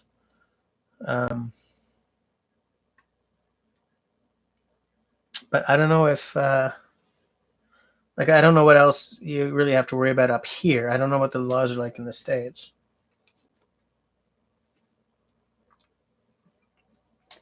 And like, we don't have to do this all the time. I just think maybe it would be nice to do it like once or periodically. Someone says, guys, I have a knife. Who's up for a test? Who's up for a test drive? It's too bad you guys aren't all on Facebook because I can create like a quasi group attached to my channel's Facebook page, which would work great for stuff like this. But maybe just create a, like, once everyone who's interested drops me an email, I'd create like a little mailing list or something, Yeah, like fixed blades and traditionals. That's it, Later, take a look at folders, but not for now. Because like anything that's, I think, gravity open in Canada is going to get grabbed at the border. It's like, oh no,